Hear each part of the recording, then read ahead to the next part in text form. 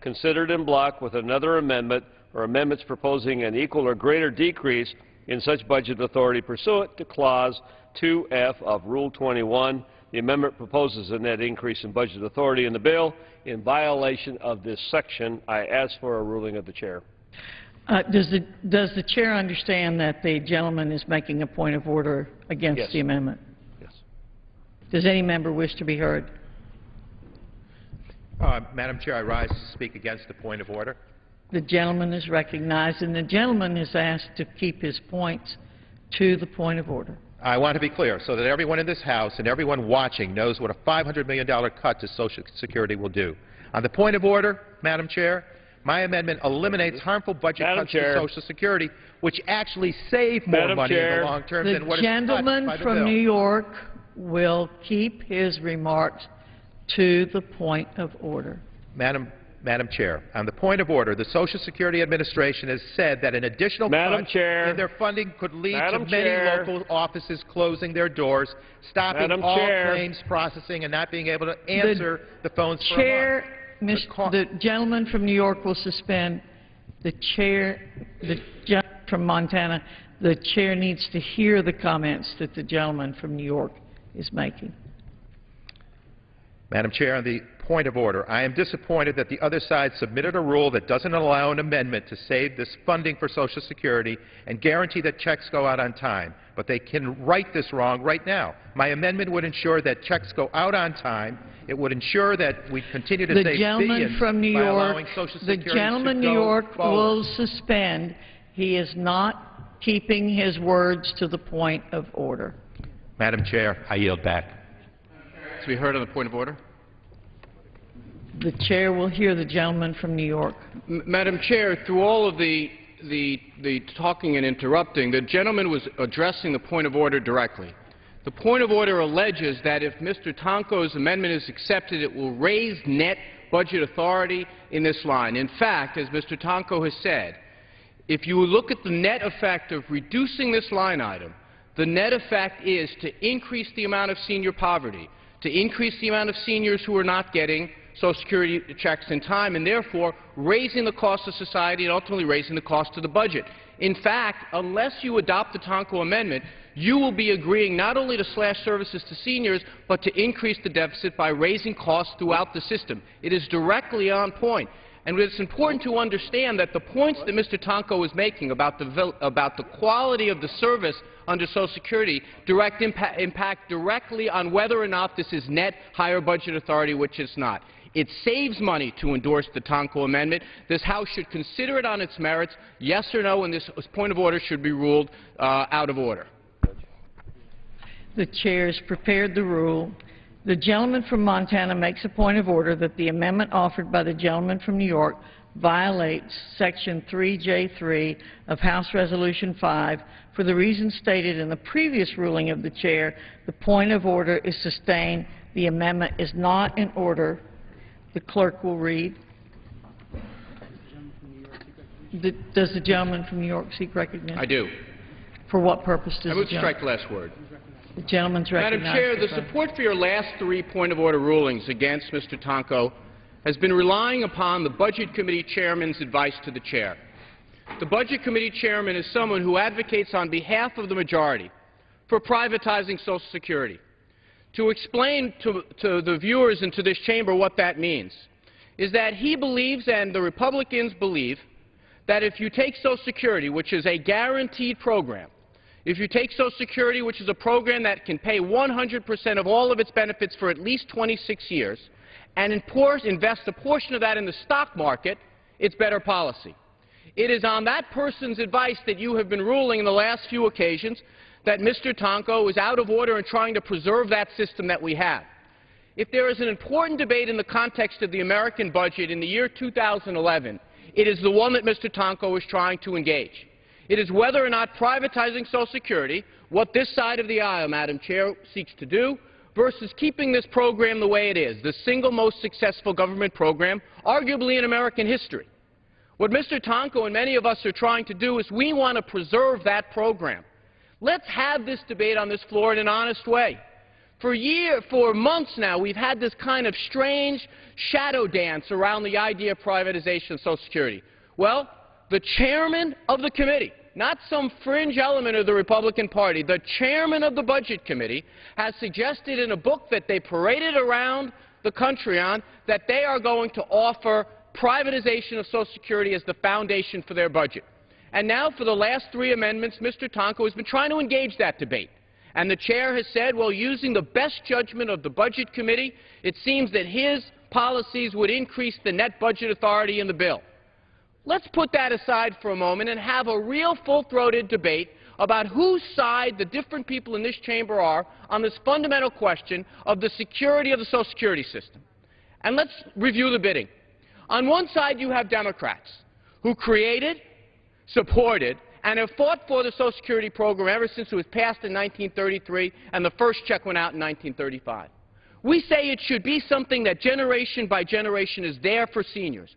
One group works, the seniors retire, and we support each other as part of that contract. It's fundamental to democratic values, I believe with a capital D, but also with a small d. And then you have my Republican friends. They say, you know what? Watching the stock market, we think it'd be a good idea to take a portion of that Social Security Trust Fund and sock it in on stocks and equities and bonds. And they make an argument that actually has an element of truth to it. They say if you invested every dime of Social Security in the stock market since the beginning of the Social Security system, you'd have more money in it today, because they say, look at the stock market, it's way up since 1933. Yes, but as we all know, it didn't go like this. Let the stenographer note my hand going up. It went like this. Let the stenographer note a roller coaster shape. And so I ask, do you want to be one of the seniors that retires in the dip of the roller coaster? They apparently want to take that chance. My Republican friends want to take that chance, and we Democrats say no. This is not a program that seniors get wealthy on, but it's a safety net program, and it worked. It took roughly a 30% poverty level among seniors to single digits that we have today. And then they say, oh, no, but it will never be there in the future. The baby boomer generation is the biggest generation in American history. We've heard that one before. The baby boomers had babies. Now they're the biggest generation in American history. Now they're paying in. And by the way, do you know what helps the Social Security program more than anything else? People working. People paying Social Security taxes, people on the job, all the things that they're cutting in this very same budget. So as Mr. Tonko tries to make that point and engage that argument, I see nothing but members on this side of the aisle cowering under their desk and hiding behind Robert's rules. And when the chair makes her rulings, listen carefully. She says, relying on the best judgment of the chairman of the Budget Committee. Now, I like the chairman of the Budget Committee. He's a fine man. His judgment, not so much. And I think that we should have this conversation, because if there's a fundamental difference here, it is on Social Security and its future. We want it to be there. And I say to people watching at this hour, first of all, have a warm glass of milk. There might be other ways to get to sleep. But I would say to you, think very carefully about what this budget debate is about. It's very easy to lose sight of page this, line that. What it is really about is a fundamental difference in philosophy. And on the Democratic side of this debate, we're saying let's try to build this country on a foundation of everyone having a safety net, everyone having a basic opportunity, and none of us can really get too far ahead if we're leaving a whole bunch of people behind. This debate is not new. York's time has expired. This debate is not new, and I'll let someone else continue it. For what purpose does the gentlewoman from Connecticut rise? To strike the last one. The gentlewoman's recognized for 5 minutes. I appreciate the comments from my colleague from New York, and I think that one thing that comes out of the clarity that comes out of tonight's debate on this bill is to look at what, in fact, the American people have asked us to do. They have asked us truly to work together to address what their top priority is, and that is creating jobs and to foster economic recovery. And again, as we listen to this debate as it unfolded tonight, what we see is that, unfortunately, the majority's priorities are deeply out of touch. with those of the country. And Democrats are committed to reducing the deficit. We believe that we start by ending tax subsidies and special interest waste. We need to make programs accountable and end the ones that will not work. But the challenge is not whether we address the deficit and spending or not to do that. The question is, where do we start? Do we start with slashing special interest waste and ineffective programs, or do we start with what helps the middle class, our businesses, our working families, with children and with seniors? You know, we could have achieved cuts. We could have achieved cuts in spending in this continuing resolution. It was where the majority decided to start to make cuts. What about those oil subsidies that we spoke about tonight? $40 billion over 5 years, and eliminating the 10 tax breaks for the oil companies. What about the $7.4 billion we can save over 10 years by shutting down the current practice that allows multinational corporations to avoid paying their taxes? What about cutting agricultural subsidies in half and saving $8 billion? What about the $3 billion a year we can spend by saying to the pharmaceutical companies that you can no longer pay to delay in order for us to get cheaper generic drugs to market because it raises the cost of health care? Let's do away with the $3 billion that we want to spend on an alternate engine for the Joint Strike Fighter. That's about $61 billion. That is approximately the amount of money that you are taking out of K-12 education, Pell Grants, where you lower the amount of maximum award that people can get. 9 million people trying to get an education, trying to be able to get that education in order to be able to get a job and to go to work, take care of their family, pay their taxes, and do the right thing. You say no. Another 1.3 million, you say no to the Supplemental Education Opportunity Grant so that they no longer can get education. You take 218,000 kids off a Head Start. You lay off 55,000 teachers, you close down centers around the country, and you don't give youngsters the opportunity for early childhood education, and we know that that succeeds. You tell seniors up to 10 million meals will no longer be served to you because you're a homebound elder. You can't get out. We're going to raise the cost. We're not going to do anything about low-income energy assistance for you. You're on your own. It is, in fact, Washington to the country, drop dead, is what you're saying to them. You're giving, and all because there is no courage at all to go after the special interests and the tax subsidies that could overwhelmingly pay for the cuts that we need in order to be able to bring down the deficit. That is what's wrong with this bill tonight. The issue is, where do you start? Do you start to cut in that reckless rush to slash without regard to the impact on our economy, without regard for our businesses that create jobs or the middle class or working families who are being responsible? They're doing the best for their families today. They're trying to educate themselves for the future. You are hitting families with children and the elderly, and that is your starting point. It is not our starting point. Therein lies the difference of Democrats and Republicans in this continuing resolution debate. I yield back the balance of my time.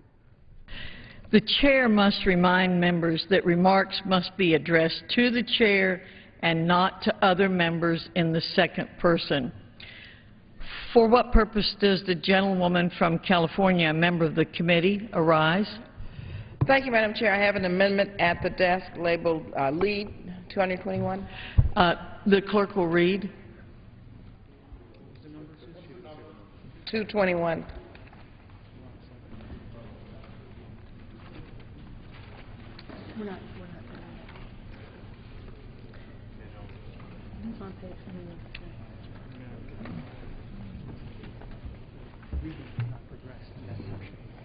The reading has not progressed to that portion of the bill, and you will be recognized when we get to that. Okay. The clerk will read.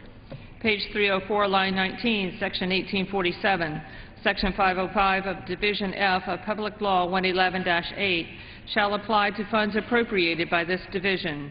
Section 1848, the level for Department of Labor, Occupational Safety and Health Administration salaries and expenses, $459,653,000. Section 1849, the level for Department of Health and Human Services, National Institutes of Health, Office of the Director, $1,128,800,000. Section 1850, amount provided by Section 1101 for the Department of Health and Human Services, National Institutes of Health, is reduced $639,463,000. Section 1851, unobligated balances available for Department of Health and Human Services, Administration for Children and Families, Refugees, and Entrant Assistance, $77 million is rescinded. Title IX, Legislative Branch, Section 1901, the level for House of Representatives salaries and expenses, $1,288,299,072. For what purpose does the gentlewoman from California rise? Thank you, Madam Chair. I have an amendment at the desk. The clerk will designate the amendment. Amendment number 221, printed in the Congressional Record, offered by Ms. Lee of California. Madam Chairman. For what purpose does the gentleman from Montana I arise? reserve a point of order on the gentlewoman's amendment. Point of order is reserved. The gentlewoman from California is recognized for 5 minutes. Yeah, thank you, Madam Chair. First, let me just say I offer this amendment in support of the unemployed workers across the country who are truly living in a state of emergency and who desperately need our assistance, like right now. This CR really reminds me of a CR that reflects survival of the fittest. Of the nearly 600 amendments to the continuing resolution that has been proposed or considered so far, this amendment is the only one, mind you, that deals with the problem of the unemployed directly. Nowhere in the proposing continuing resolution does the majority try to address the needs of the unemployed, whether to provide benefits or to help create jobs. In fact, the underlying resolution is estimated to cost more than 800,000 private and public sector jobs.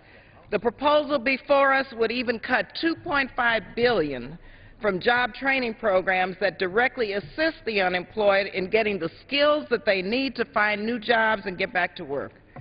The national unemployment rate stands at 9%. In California, in my home state, it's 12.5%. In Ohio, where the Speaker is from, it's 9.6%. And of course, African Americans and Latinos and teenagers have far higher unemployment rates of 15.5%, 11.5%, and 25.7% respectively. Altogether, 13.9 million people are looking for work across the country. 6.2 million of them are classified as long-term unemployed. And yet the Republican response is to cut job training programs. Just think about that for a moment. How in the world does cutting job training programs put people back to work? Madam Chair, I really can't figure out the logic of that. And I wonder how Republicans will explain it to their unemployed constituents. You have unemployed constituents also. And so my amendment, on the other hand, is really a very common sense response to the unemployment problem in our country. This amendment would add language to the continuing resolution from a bill that I introduced with Representative Bobby Scott, the Emergency Unemployment Compensation Act. Quite simply, this amendment and my bill would provide an additional 14 weeks of benefits to the existing Tier 1 of the Emergency Unemployment Compensation Program in order to help unemployed workers who have exhausted their current benefits. These people have hit the wall. My amendment includes an emergency designation pursuant to the rules of the House and would not trigger statutory pay-go rules. This is an emergency. Every single member of this body has unemployed people in their districts, people who just want a chance to get a job, to work hard, and to sustain their families. That's all. They just want to be part of this American dream. But for every job opening in this country, there are 4.7 unemployed workers seeking to fill it. Let me repeat that. One job for every 4.7 unemployed workers. It's clear from that statistic that unemployment is not a problem of self-motivation. It's a symptom of a jobs deficit. It will take time to close this deficit, and I believe it will require continued government investments to do so. But in the meantime, people have to survive. We have a moral obligation to help the long-term unemployed get through this crisis by extending their benefits now. The response to our bill and my amendment has been, quite frankly, overwhelming. People from my district and also people from your districts have been calling my office nonstop in support of this bill, wanting to know when the Republican majority will finally deal with the problem of the long-term unemployed. They want to see a real plan from Republicans and Democrats that will create jobs and jumpstart the economy. They don't want to hear the Speaker casually dismiss job loss by saying, so be it. In fact, in 7 weeks, we haven't seen one single effort to create a job. We haven't seen any legislation that would do that. So now it's your chance to step up to the plate and prove to them that your priorities don't just lie with the rich and the well-connected. Many of the unemployed are experiencing poverty for the first time as they literally try to make $1 out of 15 cents. If we don't act now, many of them will fall into poverty. And so I ask my Republican colleagues, if you can insist on giveaways to the wealthy, why can't you stand up for the unemployed who need our help the most? Extending unemployment benefits is not only the right thing to do, but it also creates and contributes economic growth and job creation, because unemployed workers put what little they have back into the economy as they just try to get by day by day. Time has expired. So I know my colleagues have reserved a point of order, and I urge you don't resort to parliamentary maneuvers to block help for the unemployed. Join me and our 66 co-sponsors, and let's provide an additional 14 weeks of benefits for those who have hit the wall. For what purpose does the gentleman from Montana Madam Chair, rise? does the gentleman from Virginia wish to speak? I do. I'd appreciate it. I continue to reserve my point of order. For what purpose does the gentleman from Virginia rise? Madam Chair, I move to strike the last word on the Lee amendment. The gentleman's recognized for 5 minutes. And thank the gentleman for deferring. Madam Chair, we must acknowledge that passing a continuing resolution will do nothing to create jobs. We're stuck with an unemployment rate of 9% and have left the long-term unemployed who have exhausted their unemployment benefits out in the cold.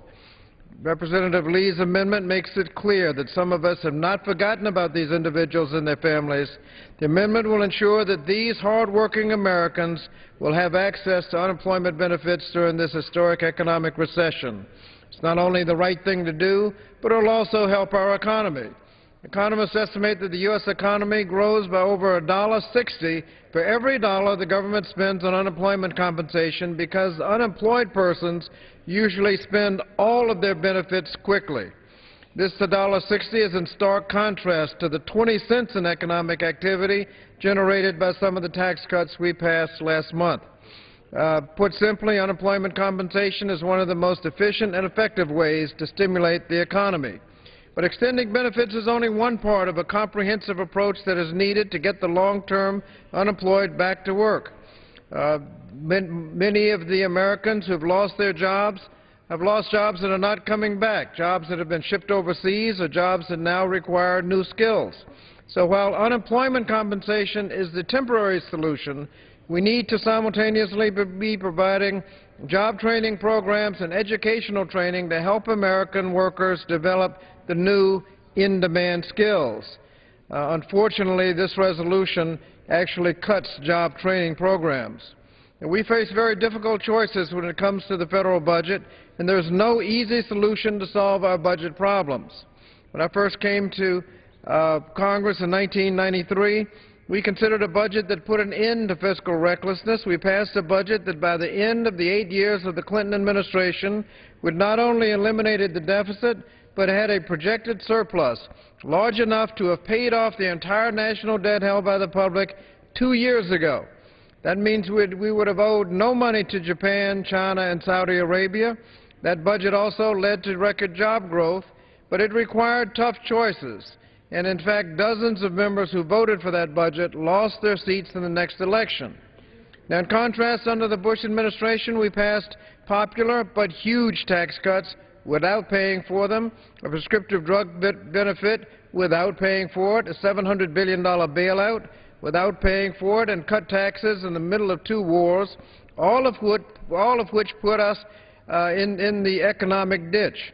Now, in order to get the present deficits under control, we're going to have to make some tough choices. Unfortunately, at the end of last year, we made a move in the wrong direction when Congress passed a huge tax cut bill at a total two-year cost of $800 billion without paying for it. To put that number in perspective, $800 billion exceeds the general fund budget of all 50 states. That's right, add it up. If you add up all the general fund budgets of the 50 states, it comes up to a total of $650 billion, less than the cost of the $800 billion tax cut bill. Now, before that bill was passed, many of us asked how we were going to pay for it, but nobody wanted to answer it. Everybody who supported the bill focused solely on the nice tax cuts. But now we're going to debate a long list of spending cuts in the proposed resolution to show how we're paying for it. The safety net is attacked, low-income energy assistance, women, infants, and children's nutrition, the health centers, housing, and investments in our future like the National Science Foundation, NASA, Pell Grants, job training, clean water, high-speed rail. These are the things that we're cutting to pay for some of last year's tax cut bill. Now American people are seeing how we're going to pay for it. Last year we passed tax cuts that gave great benefits to multimillionaires, and now we're paying for it by inflicting pain on vulnerable portions of our population. We can do better, and that's why we need to fight against these draconian cuts and programs that are so important to so many people, and instead provide assistance where it helps not only individuals, but helps the economy, as the Lee Amendment does. The American people deserve better than this resolution. We should support the Lee Amendment, but oppose the underlying legislation, and I urge my colleagues to do just that. I yield back the balance of my time. Madam Chair. For what purpose does the gentleman from Montana rise? I make a point of order against the amendment because it proposes to change existing law and constitutes legislation on an appropriation bill and therefore violates Clause 2 of Rule 21. The rule states in pertinent part, an amendment to a general appropriation bill shall not be in order if changing existing law. The amendment directly amends existing law, and I ask for a ruling from the Chair. Does anyone wish to speak on the point of order? The Chair is prepared to rule. The Chair finds that the amendment proposes directly to change existing law. As such, it constitutes legislation in violation of Clause 2C of Rule 21. The point of order is sustained. Does the gentlewoman from California seek recognition? The gentlewoman is recognized for 5 minutes. Madam Chair, I rise in disappointment that the amendment offered by the gentlewoman from California, Ms. Lee, was not made in order. While the Republicans cut the heart out of necessary, needed programs that would help the people who have lost their jobs, and they've lost these jobs through no fault of their own, it actually stuns me how unaware they are that it is our very obligation in this House to help make families whole again, to help them meet what they have to do when they can't find work. But of course it's up to the Barbara Lees and the Bobby Scotts of this Congress to insist that we provide a lifeline for hardworking families who have exhausted all of their benefits. It is particularly shameful, Madam Chair, that this is something we're even questioning after giving billions of dollars in deficit-busting tax cuts to the very wealthiest. After extending those tax breaks for the affluent, how can they say that we can't afford to expand unemployment insurance for families struggling to find jobs in this economy? The Republican leadership has given a lot of lip service to creating jobs, but they've yet to bring even one jobs bill to the floor. Now they have a chance to support emergency relief to millions of working families, a chance to extend unemployment benefits to help struggling families, which will also help end the recession, because as it was just said a minute ago, getting people back to work will get our economy going again, because working is actually the first crucial step in reducing the deficit. Actually, unemployment insurance is a proven economic booster. According to the Congressional Budget Office, for every $1 spent on unemployment insurance, economic activity increases by $2. In fact, the CBO has found unemployment insurance to be one of the most cost-effective and fast-acting ways to stimulate the economy. There's no shortage of work ethic in America, Madam Chair. There is majority party's jobs bill. Where is their support for the millions of people who have exhausted all their emergency unemployment benefits and are desperately looking for employment? I urge my colleagues, provide additional unemployment benefits for those whose benefits have run out. And I suggest that the best thing you could do right now is help create jobs for America. Thank you. I yield back. For what purpose does the gentlewoman from California rise? Madam Chair, I move to strike the last word. The gentlewoman's recognized for 5 minutes. Madam Chair, let me just say, providing unemployment benefits for people struggling to survive, it really should not be subject to any parliamentary point of order. I just wanted to say that's really a shame and disgrace. I yield the balance of my time. Thank you. For what purpose does the gentleman from New York arise? Move to strike the last word, Madam Speaker. The gentleman's recognized for 5 minutes. Thank you. I won't speak for 5 minutes. I've been sitting here waiting for my amendment to come up, which it will in a couple of hours probably. But I have to make one comment on everything I'm hearing on the floor. We hear amendment after amendment to extend unemployment benefits to the unemployed at a time when we have 9% unemployment. And they're struck down because there's no pay for. The amendment provides no other means of paying for the unemployment insurance. For the last 50 or 60 years, it was never considered necessary in a time of recession and high unemployment that in order to extend unemployment benefits, you had to find some place else to pay for it. It was automatic emergency spending until this Republican Congress. I hear amendment after amendment that's denied. We can't even formulate certain amendments because we can only not even increase spending. We can only restore draconian spending cuts on human services that are necessary for our people if we reduce other human services.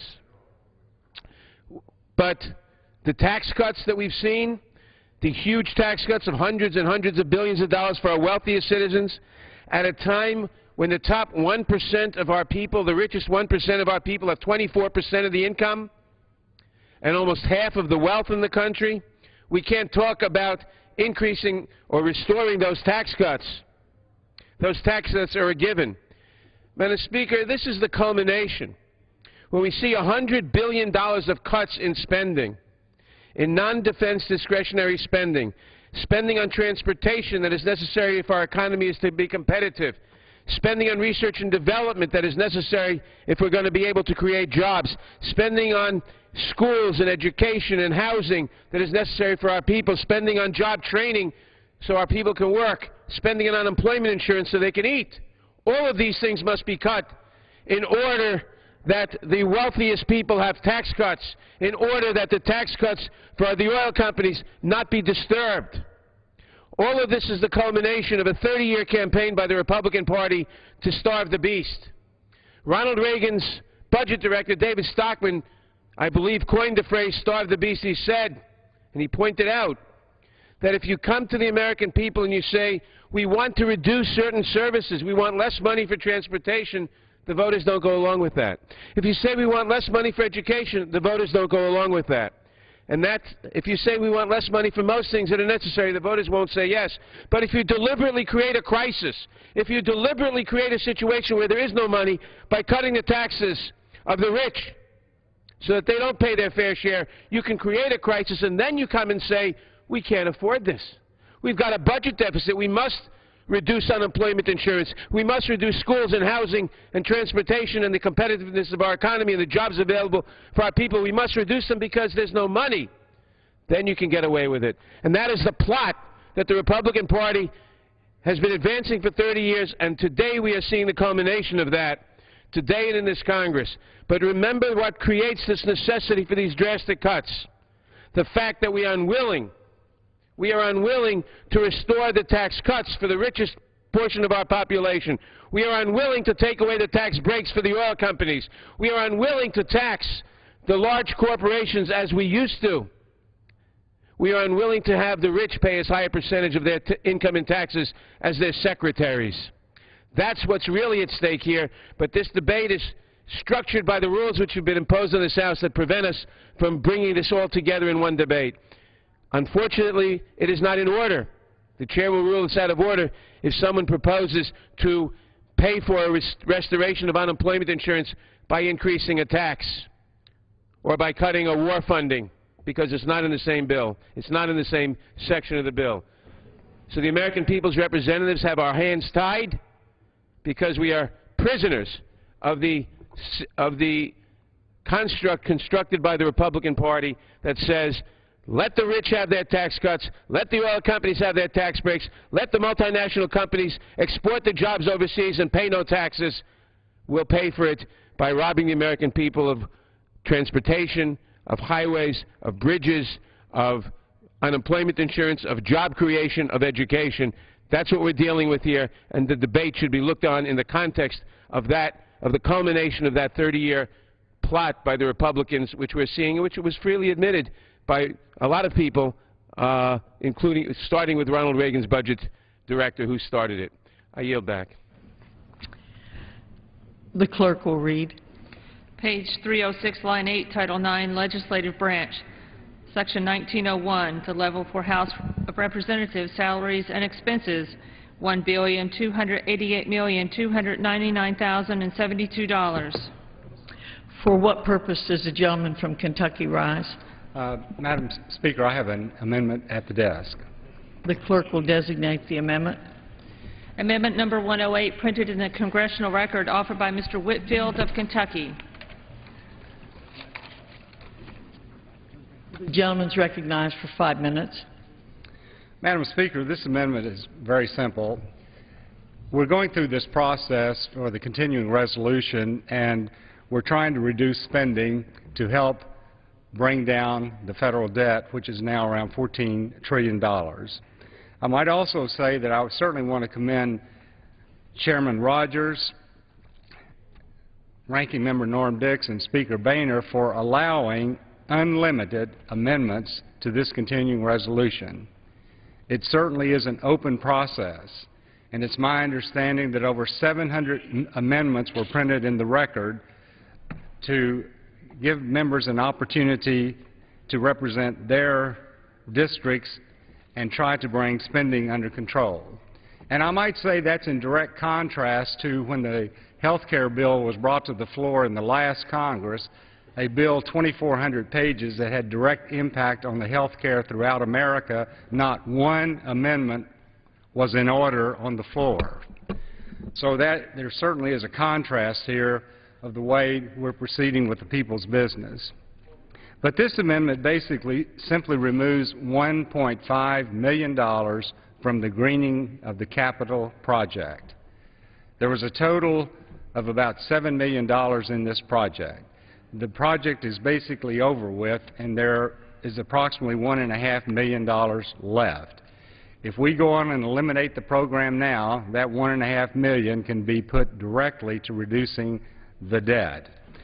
Now, some people will say, well, my gosh, $7 million is not much money. But back in March of 2009, I wrote a letter to the architect of the Capitol, because one of the parts of the greening of the Capitol was to stop buying coal for the Capitol Power Plant. And when they stopped buying coal for the Capitol Power Plant, a coal mine in West Virginia that was providing that coal closed down, and those jobs were lost. The architect of the Capitol, in responding to my letter, also indicated that by switching away from coal, the annual cost to the taxpayers of America went up between $7 and $8 million a year, and that's an ongoing expense. And that does not include the conversion that had to take place with the Capitol Power Plant, and we know that at least $1.5 million was spent on the conversion. We do not know what additional funds were spent, but the architect of the Capitol said additional funds were spent. And I might add, there was never any discussion about this on the House floor. There was never any notice given to any of the members about this, but it came about simply because Speaker Pelosi and Senate Leader Harry Reid wrote a letter to the architect of the Capitol directing him to do so. So all we're doing with this amendment is trying to reduce our federal debt by $1.5 million. The greening of the Capitol program is basically over with. In fact, the only thing they're doing now, according to the information I have, is they're calling around congressional district offices to go down there to see about buying more up-to-date light bulbs. So I would respectfully request that the members support this amendment, and I would yield back. Shall I yield back the balance of my time, or can I reserve my time? I'll yield back the balance of my time. The gentleman yields back. For what purpose does the gentleman from New York rise? To strike the last word in to respond to the gentleman's amendment. The gentleman's recognized. Thank you very much. And I'm a big fan of Mr. Whitfield, but he missed the big thing here, and that is we're in the portion of this budget where the legislative branch is funded. Isn't this the opportunity to end the funding for the health care plans that so many members of Congress get? So many members of Congress get health care plans like the 9 million federal employees and their workers, where they get a booklet twice a year with different choices, and since there's so many workers, they're aggregated together to be able to hold down costs for all of them. This is exactly what the new health care plan that is going into effect for the American people seeks to do. Now, the Democrats have said, let's extend that to all Americans. Let's give everyone that opportunity. And my Republican friends say, no, that's government-controlled health care. This is your chance. Don't blow it. Mr. Whitfield's an important, prominent member of the Energy and Commerce Committee, one of the most learned members of that committee. This is our chance to say, you know what? We're so against government-run health care that we want to get rid of the Federal Employees Health Benefit Plan. This is your moment. This is the time. Let's do it. Come on. Let's put your money where your mouth is, Madam Chair. I mean, the problem is here that if you think about what's going on with all of the debate about health care and the big government-run health care plan, it's really not that.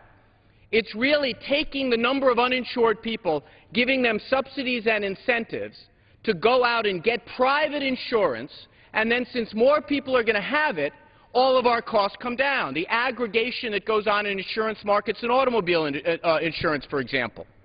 And members of Congress take advantage of that. Now, I should point out the mythology that there's some fancy health care plan. No, we're in the Federal Employees Health Benefit Plan. We get this booklet that we get every 6 months. We choose the plan that's best. It's like the exchange is going to be in 2013 and 2014. And so here it is. We're on the floor. This is your opportunity, and I respect Mr. Whitfield's. I don't know much about this provision of what coal-powered plant there is here, but I do know that's here. Why don't you step up and say we're opposed to government-run health care for members of Congress? You know, it was funny. There was a member of Congress on the Republican side, and I forget his name. You'll forgive me, who campaigned all summer and fall against what they call Obamacare and how outrageous it is. It's going to get to work on doing away with it. And they had orientation for the new members of Congress. And he stands up and says, when do I get my government health care plan? And when we started looking and we started asking questions, it turned out that there are a lot of members of Congress who rail against other people getting health coverage, but really like that they get it, as they should. No one should give up their health care plan. People should get it. There was even a member of the New York delegation, when asked about it, was asked, are you going to take the government health care plan since you campaigned so hard against it. And he said, of course, what happens if I have an accident and I need health care? Where am I going to get it? Exactly. The same is true for a citizen who works hard. And by the way, of the uninsured, 75% of them have full-time jobs. It's not like they're slacking. They're hardworking Americans. And so the health care plan that we provided, like members of Congress, their staffs, and 9 million federal employees have, says, you know what, the more of us are covered, the more we can control costs, just like what the health care plan does. And here it is. The moment has arrived in the bill, and the silence is deafening. You could probably save a few shekels doing that. Couldn't you, Mr. Honda? You could probably save a few dollars if you eliminated that. Maybe this is the time to do it, and instead we're going to hear about an amendment. And Mr. Whitfield may be right. I don't know. I'll have to figure out how to vote on that. I'm not up on the coal-powered plants here. But it's certainly that opportunity. I would hope all of those people who deride government-funded, government-run health care can come down here, and while you're at it, I guess you're going to defund Medicare. I read that in the paper today. That's the next thing. Government-run health care. Well, this is kind of your moment to do it. Be consistent. Be honest. What this is really about is that we took a plan that is basically founded on free market principles and said, you know what, the employer-based model, we're going to try to have more people get employer-based insurance. But if you're really honest and consistent, this is the moment in the bill that I would hope my Republican colleagues come down 5 minutes at a time and say, let's get rid of that dastardly Federal Employees Health Benefit Plan that the legislative branch benefits from. Or at least come down and say, I'm taking it, and here's why I'm contradicting what I said in the campaign. This is our moment to do it, and I would hope we would. Time has expired. The question is on the amendment. Does the gentleman from Florida seek recognition? Yes. For what purpose? Strike the last word. The gentleman's recognized for 5 minutes. In the interest of time, Madam Chairman, I just wanted to rise in support of the amendment by the gentleman from Kentucky. I think it's a good amendment, and I encourage my colleagues to support it. I yield back my time. Does the gentleman from California seek recognition? Strike the last word. The gentleman's recognized for 5 minutes. Thank you, Madam Chair. Just a word, Madam Chair, against the amendment.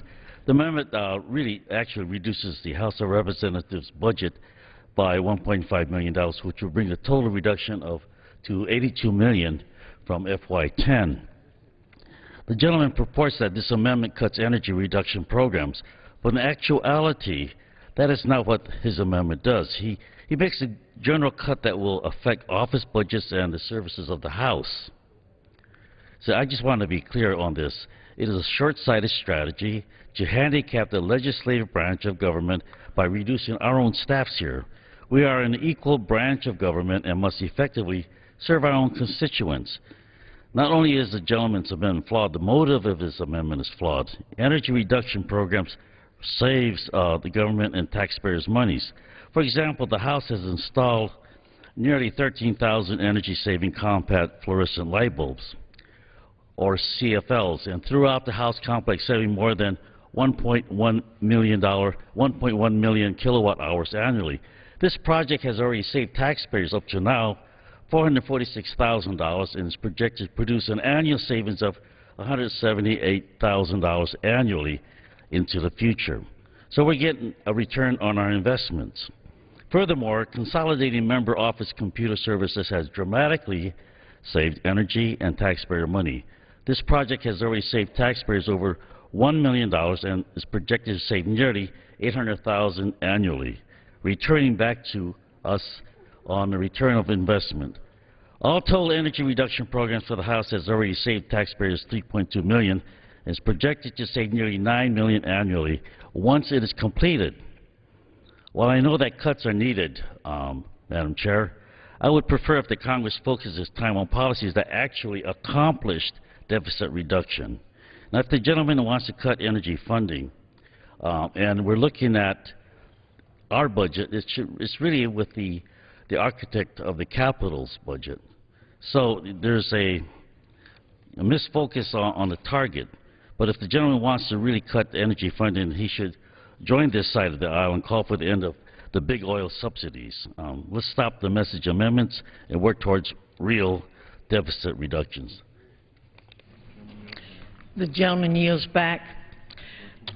The question is on the amendment offered by the gentleman from Kentucky.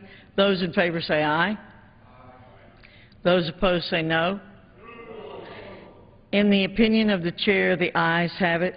The amendment is agreed to.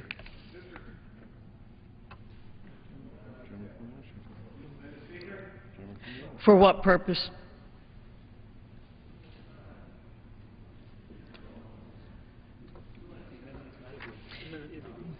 The amendment is agreed to. The clerk will read. Page 306, line 12, section 1902, the level House of Representatives, House leadership offices shall be 24,861,000. Madam Chairman, I ask unanimous consent that the bill through page 312, line 9, be considered as read, printed in the record, and open to amendment at any point. The gentleman reserves the right to object. The gentleman from I have no objections.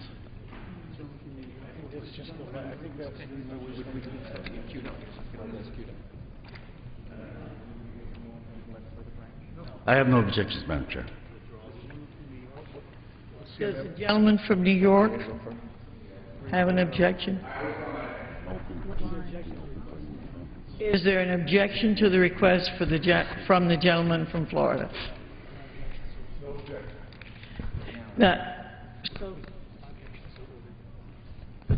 Without objection, so ordered. Are there any amendments to that portion of the bill?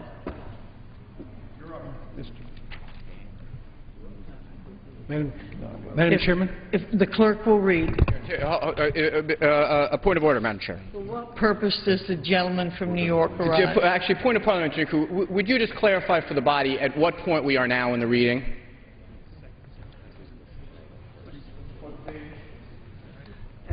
At what point are we At what now? point are we in the reading after the unanimous consent record, just so I understand where we are now? Page 312, line Gotcha. 10. So it's Milcom, not it's Milcom. The clerk will read. Page 312, line 10, Title 10, Military Construction, Veterans Affairs and Related Agencies, Section 2001. Chair, For what purpose does the gentleman from Florida arise? I ask unanimous consent that the bill through page 319, line 25, be considered as read, printed in the record, and open to amendment at any point. Are there any objections to the gentleman's request? No without objection, so ordered. Are there any amendments to that section of the bill? If not, the clerk will read. Page 320, line 1, Title 11, State Foreign Operations and Related Programs, Section 2101. For purposes of this title, the term Division F of Public Law 111-1117 means the Department of State Foreign Operations and Related Programs Appropriations Act 2010. Madam Chairman? For what purpose does the gentleman I from move Michigan to strike arise? the last word. The gentleman's recognized for 5 minutes. Madam Chairman, it seems to me that in this frenzied competition to see who can cut the most and the fastest, we're losing all sense of reason and rationality. I am deeply concerned by what I see happening to the international affairs budget, which is contained in this Title 11 of the bill before us. In the past, the State Department and Foreign Operations Appropriations Bill has passed with strong bipartisan support, often by an overwhelming margin. Members of both parties have understood how important diplomacy and development are, not only to U.S. standing in the world, but to our country's own economic growth, to American jobs, and to American national security. They recognize that problems such as terrorism, the proliferation of weapons of mass destruction, the spread of deadly disease cannot be resolved unilaterally. They know that over the long term, the best way to create more jobs at home is to build more export markets overseas. They understand that we cannot defeat violent extremism by military means alone, and that, as Secretary Gates said last fall, development is a lot cheaper than sending soldiers. Yet the process by which this CR has been produced makes a mockery of the responsibilities we have as members of Congress to advance our economy and protect our national security. First, the Republican leadership announced a plan to make $44 billion in cuts. Then we started hearing other numbers, $58 billion, $74 billion, $100 billion. Each time it's measured a different way by a different baseline. And no matter how high the number goes, there are proposals to cut even deeper. These numbers weren't chosen because they looked at programs and said, here's something that's not working, or here's something we don't need to do. No, the number was purely arbitrary, plucked out of a hat, totally unrelated to any thoughtful calculation of what was actually needed and how much that cost. This bill isn't about making government more cost-effective or more efficient.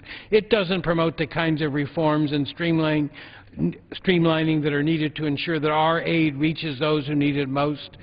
It's simply a slash-and-burn process, hacking away with a machete without consideration for all the critically important work that's being destroyed or how it affects our national security. The base bill itself might be laughable if it weren't so appalling. Humanitarian programs to provide life-saving assistance, food, water, medicine, and plastic sheeting to victims of earthquakes, hurricanes, floods, and famines is cut by 50%. Do we really intend to stand idly by as innocent men, women, and children starve to death? Will we turn off our television sets when we see people's homes and livelihoods wiped away by an unexpected catastrophe? It's not just disaster aid that is affected. Every other program that protects the poorest and most vulnerable people is savaged. Refugee aid, food aid, water and sanitation, massive cuts in international efforts to fight AIDS, malaria, and tuberculosis. Meanwhile, funding for the diplomats and aid workers who carry out these programs is also slashed. If there's anything we've learned over the past few years, it ought to be that we just don't hand over money to contractors and governments without adequate oversight and accountability. Over the last month, we have all watched the incredible events unfolding in Tunisia and Egypt. The United States did not create these democracy movements and does not control them, but our diplomats did and do play a large role in helping to promote peaceful negotiated solutions so that the will of the people can be heard. Our security assistance helped professionalize forces in both of those countries so that they did not crush the demonstrators with force, as has happened in so many other places. And yet this bill and many of the proposed amendments would slash the kinds of assistance we provide to nascent democracy movements and human rights activists under other authoritarian regimes. Somehow the draconian cuts in this bill were not enough for many in this body. Added on top of all these cuts, we now face amendments to remove ourselves completely from the United Nations, to eliminate funding for the National Endowment for Democracy and the Millennium Challenge Corporation and the U.S. Institute of Peace. They would prohibit us from taking action to address climate change, increase the availability of voluntary family planning for couples who cannot feed the children they already have. They would cut aid to countries whose support is essential to us in the areas of counterterrorism, intelligence, and nonproliferation, just because they don't vote with us in the United Nations. There's one thing the authors of these amendments don't seem to understand. Aid is not a gift. The United States provides foreign assistance because it serves our interests. Helping countries become more democratic, more stable, more capable of defending themselves, and better at pulling themselves out of poverty is just as important for us as it is for them. Madam Speaker, the cuts to international spending in this bill will not create a single U.S. job. In fact, they will cost jobs. For what purpose does the gentlewoman from New York rise? I rise to strike the last word. The gentlewoman is recognized for 5 minutes. Mr. Chair, Madam Chairwoman, as chair of the State and Foreign Operations Appropriations Subcommittee for the last 4 years, I worked in a bipartisan manner with my friend, Chairwoman Kay Granger, to ensure our bill protects our national security. And I do appreciate her efforts to sustain our successes and note the inclusion of $3 billion pursuant to the MOU between the United States and Israel and continued commitments to Egypt and Jordan in the bill we consider today. I'm also pleased the bill continues robust investment in basic education, which is the cornerstone of free, healthy, and economically stable societies. Tough measures we authored to hold accountable recipients of U.S. assistance in Afghanistan are also preserved in this bill to ensure that taxpayer dollars are spent efficiently and effectively to achieve our security priorities in the region. However, irresponsible cuts in policies in the CR would threaten global stability and American interests abroad. There is broad and bipartisan agreement that a three-legged stool of defense, diplomacy, and development is vital to our national security, yet this bill would dramatically weaken U.S. diplomacy and development. Despite the ongoing events in Egypt, burgeoning protests throughout the region, instability around the world, this bill undermines our efforts aimed at democratic governance and alternate development options. Our support of international financial institutions, conflict mitigation and reconciliation, disaster assistance, and global health priorities. In addition, the Republican leadership has taken a divisive approach by including reinstatement of the global gag rule and a prohibition on funds for the United Nations Population Fund in our first spending bill in the new majority. During my 4 years as chair of the subcommittee, I refrained from including many women's health priorities I fought for throughout my career so that we could work together to advance America's best interests. This CR would deny millions of women abroad family planning and basic health services, and I'm deeply disappointed that my colleagues refused to work with us to bolster our efforts to prevent unintended pregnancies and the spread of disease in the developing world. Finally, these measures are brought to the floor under the guise of fiscal responsibility. Let me be clear. This bill would endanger our national and economic security, hurt job growth, and put an extreme social agenda ahead of restoring our economy. So I urge my colleagues to oppose this bill, and I yield back the balance. For what purpose does the gentleman from California rise? Madam Chair, I move to strike the last word. The gentleman is recognized for 5 minutes. Madam Chair, over the last several weeks, we've seen some of the most dramatic and potentially promising events in the Arab world in perhaps a generation. We saw what began with the actions of a fruit vendor in Tunisia spiral and take down not only the government in that country, but in Egypt in a wave that carries on and whose furthest consequences we have yet to fully comprehend. In this environment, where we have a potential game-changing situation in the Arab world, where people not only in the Arab world but around the entire globe have celebrated as people have taken to the streets to reclaim the right to shape their own government, to exercise their God-given rights of freedom of expression, freedom of association. In this hour of great promise and hour of great peril, our ability to interact with the rest of the world, our ability to fund vital efforts in the rest of the world is more essential than ever. We have an opportunity here to help in parts of the world that have been fertile terrain for terrorism, to remove some of the root causes of that terrorism, the lack of opportunity, suffering under authoritarian regimes. And we need to engage in this potentially new world. I'm very much afraid that some of the crippling cuts to our foreign assistance budget that are contemplated in this CR will undermine our ability to react and respond in this fast-changing situation. Some of the further cuts that are contemplated in the amendments that we'll hear tonight, which will even go beyond what's in this CR, would again be extraordinarily detrimental to our ability to help shape in a positive way the events that are taking place. To give one example, right now Egypt is under military law. We have a decades-long relationship with the Egyptian military by virtue of our FMF funding, by virtue of our IMET relationships.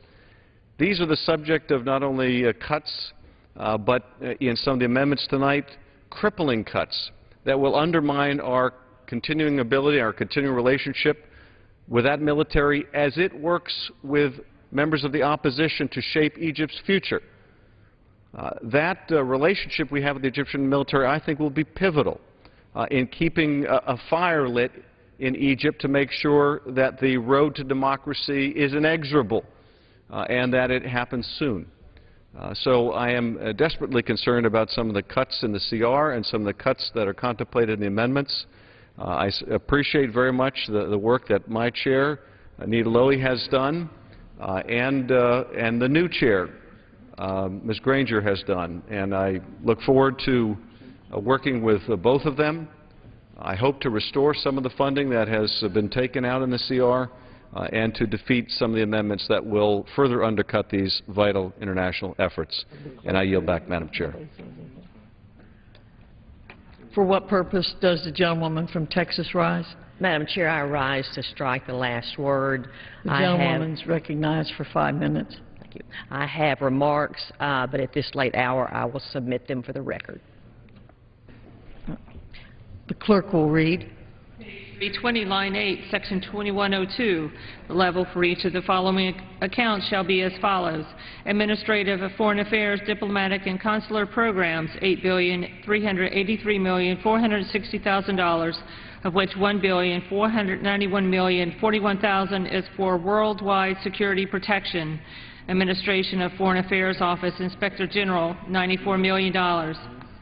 Section 2103, the level for international organizations, contributions to international organizations, $1,516,430,000. International organizations, contributions for international peacekeeping activities, $1,898,511,000.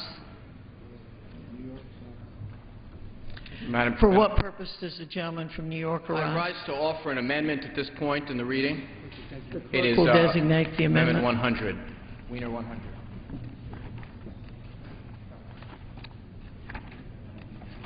Amendment number 100, printed in the Congressional Record, offered by Mr. Wiener of New York. The gentleman's recognized for 5 minutes. Thank you, Madam Chair. This amendment is a simple one. It strikes funding for the United States Institute of Peace. I'm going to direct most of my remarks today to my colleagues on the Democratic side because I think this does insist upon bipartisan support. I think the United States Institute of Peace is a great organization. I think they do great work. If you're going to rise today to say continue funding them because of all the great things they do, you don't need to bother. I agree with you. The simple question is, after spending $720 million in taxpayer funds adjusted for inflation since 1985, not through a grant program but through a congressional earmark that's been dropped in year after year, the taxpayers have built this glorious new building. By the way, this one here, right here, is the State Department that does many of the same things. I can tell you that the Council for Foreign Relations hasn't gotten $720 million. The Foreign Policy Research Institute, the Brookings Institute, Cato, Roosevelt Institute, Council on Hemisphere Affairs, or none of the nearly 151 peace study organizations at universities around the country. I say to my friends on the Democratic side of the aisle, if for a moment we can focus on this, it is incumbent on all of us to also be seeing opportunities where we can find things in the budget that perhaps we can do without.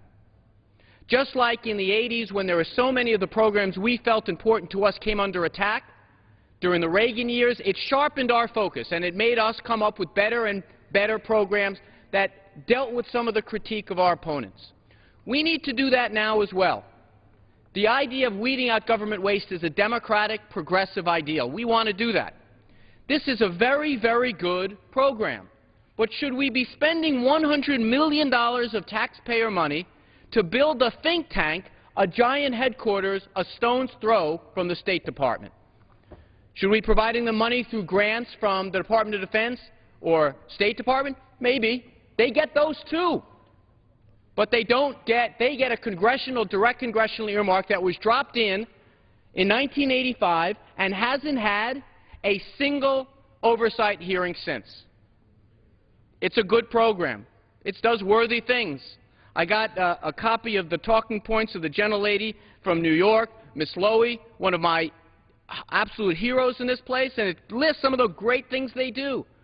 But the question has to be in these fiscal times is there nothing that we should be able to say, you know what, maybe we should do without? Or better yet, if you believe that giving an additional $40 million, let it go out in the form of grants. Let other institutes step up and try to get it. Let them apply. Let them make an application. This is a moment that we progressives have to embrace. There's a lot of waste. They didn't get a lot of it, the other side of the aisle.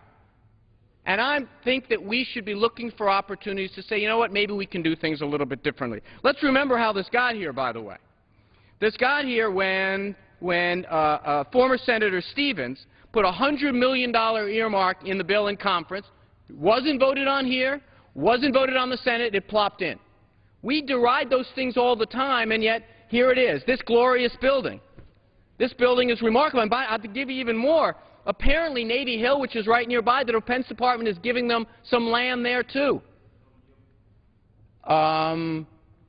If we're going to engage in a debate and you'll yield on your time, I gladly will. Yes, I would gladly yield. A letter indicating that the Institute of Peace is an integral part of resolving conflict and mediation on the ground. I hope the gentleman would comment on that. Yes, certainly. He's right.